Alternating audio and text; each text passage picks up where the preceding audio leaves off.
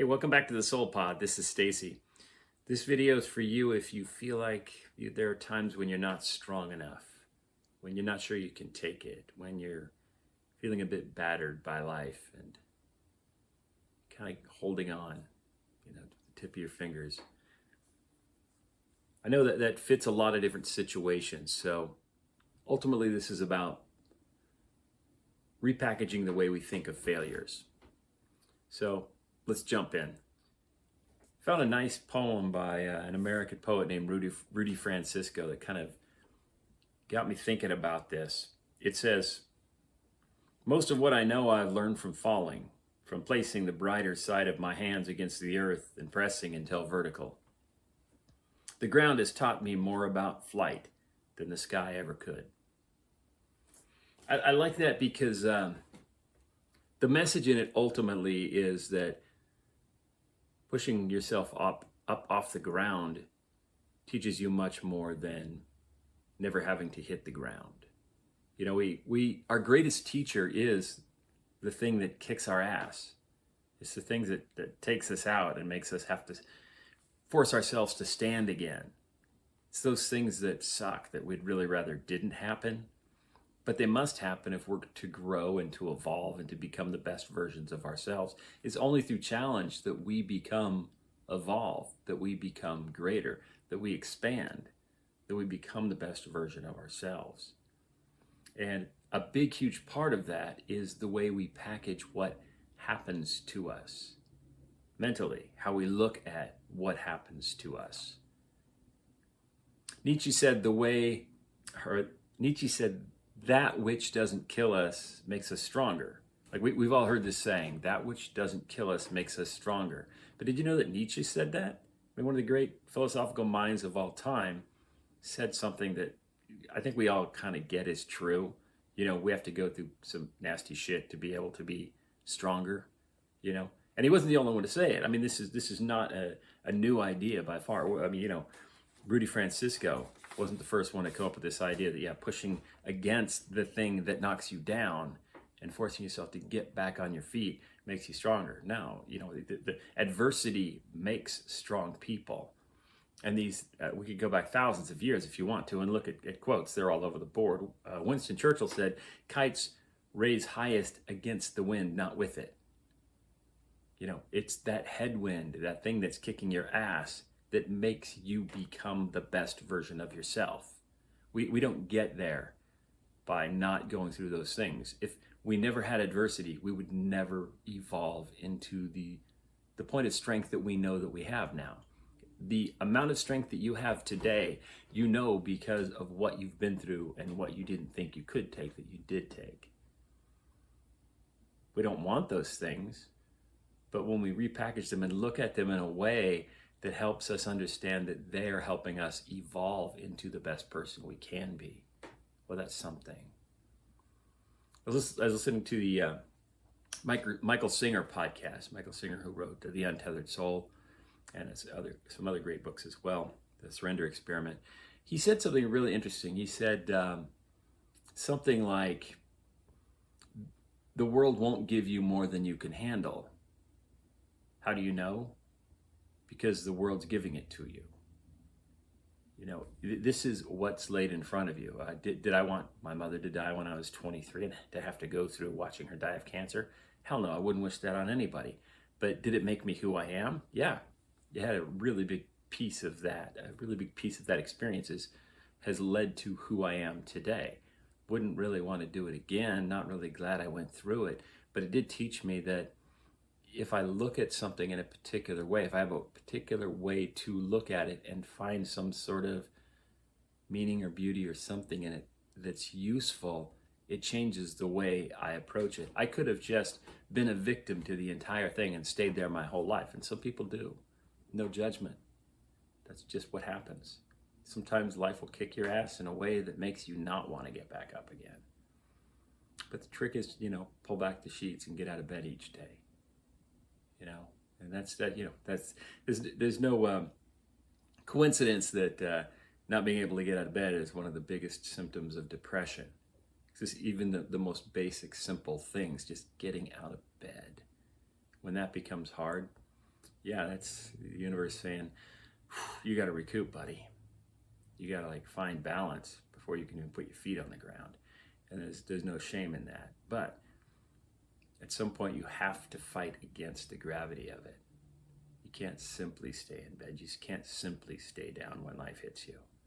You could take some time to get strong, but at some point, you got to put your feet on the ground and push against the gravity of everything. And you got to do that before it's comfortable.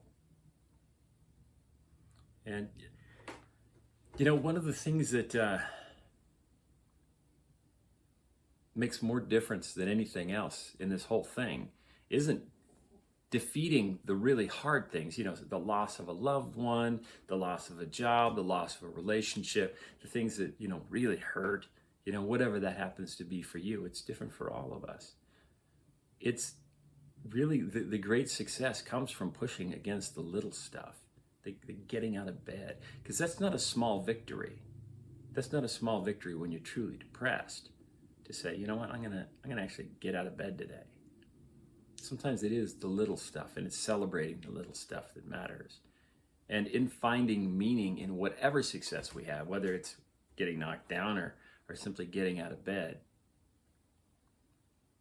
The Holocaust survivor Viktor Frankl said, in some ways, suffering ceases to be suffering at the moment it finds a meaning.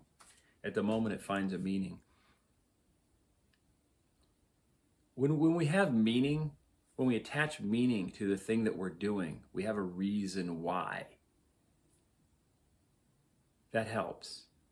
But when we understand that simply overcoming whatever it is that's holding us down, standing up against that thing that has knocked us down, putting our feet on the ground and pushing against the gravity of it, just getting back up, that makes all the difference in the world.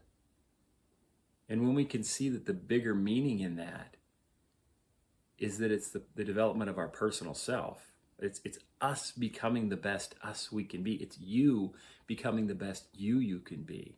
To simply go, you know what? This sucks, but I'm going to do it anyway. Maybe you're having one of those days now. Maybe you're having one of those weeks. Maybe you're having one of those months. When you push against it, when you push against the gravity of it, and you get back on your feet, and you understand that that's not a little thing, that is you becoming the best you can be in that moment by saying, no, I'm not going to stay down. I'm not going to be a victim to this. I'm not going to let it kick my ass. I'm going to get up. I'm going to go on with my day. And you know what? If I have to stop and take a break and get a breather before I get back on my feet again, I'll do it. But I'm not going to stop. You got to keep going. You got to keep going. This life is all about moving forward, one step in front of the other, just a little further down the road, and overcoming that obstacle, no matter how small or how large. You know, like the mountain climbing analogy is there for a reason, but it doesn't have to be a mountain that we're climbing. We don't have to go up Everest to become a stronger and better version of ourselves. You're doing it every day that you decide to get out of bed and go out into the world and have the right mindset to understand that this thing that you're doing is making you the best you can be. I want to tell one more story about small victories and why small victories matter. It's a guy named Charles Yeager. He joined the military, you know, pretty young, just from the backwoods of Kentucky, or, you know, the Ozarks. It wasn't Kentucky. And he'd never flown in a plane. The first time he flew in a plane, he got terrible air sickness. He had never had motion sickness in his life. He said it was a horrible experience. He had never felt anything like that before. In that moment, well, Charles could have gone, yeah, flying's not for me, man. But he didn't. He just realized this is a thing. You know, he had that attitude, okay, this is part of my new reality, that occasionally I'm going to have to do this thing where I get in a plane and it may make me very sick. And he pushed through it. And it's a good thing he pushed through it, because Chuck Yeager, went on to become a pilot, a World War II pilot, a World War II fighting ace, a best-selling author, the first man to fly faster than the speed of sound. All that hinged on one moment where he got airsick. If he'd made one decision right there and gone, I'm not flying anymore. And by the way, that was an option in 1940 something. You know, I mean, yeah, you're probably not going to have to fly if you don't want to fly. Flying was a very unusual thing in the early 40s still. But in that moment, he didn't see it as a message that he should never fly again. He saw it as a message that I got to figure out how to overcome this thing that sucks really bad. And he did. And because of that, he became one of the most famous aviators in American history, probably world history, in fact. Don't think for a moment that the thing you're overcoming today is a small thing, no matter how small it might seem. It may seem like a big thing too, and maybe it is. It all depends on how you look at it, right? But do understand this, that it may be one of those Chuck Yeager moments where this little thing that you're overcoming, or this big thing that you're overcoming, whatever it is you're overcoming, it may be that you're simply taking that thing and getting it out of the way of the destination you're heading towards. You're pushing through it. You're setting it aside. You're pushing against the gravity of the thing holding you down. And you're not letting it hold you down anymore. Nothing is small. Nothing we beat is small. Everything is significant. Celebrate those things. Celebrate the significance of them. And as Viktor Frankl said, find meaning in the suffering. The moment you find the meaning in the suffering, and you understand it does matter. Celebrate the little victories. Okay, I overcame this thing. I don't know what the effect that it's going to have, but I know that it's going to make me a better person. It's going to make me a stronger person. It's going to make me more resilient and able to defeat the next thing. How many things in your life have you stood up to, have you accomplished, have you overcome that you never would have thought you could have overcome when you were much younger? The things that come along, you have no ability to avoid. It just happens. And so you take the hit and you overcome it. And now you look back and it's just who you are. But if you go back, way back before that happened, you may have thought you couldn't do that. You can do anything. It's pretty amazing. When you know you can't achieve anything further, when you're dead, that's when it ends. Until then, we're always growing. We're always becoming the best version of ourselves.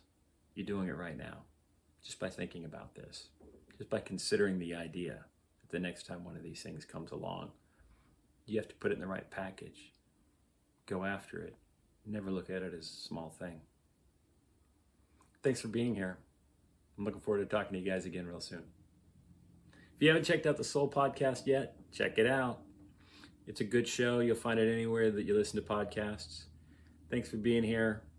If you have any comments about this, positive, negative, neutral, I don't care, share them in the show notes. I love the community here. I love the notes that we get. If you're not following the channel yet, click follow so you'll get updates on all the videos. We got a whole lot of great topics coming toward you, coming in the new year.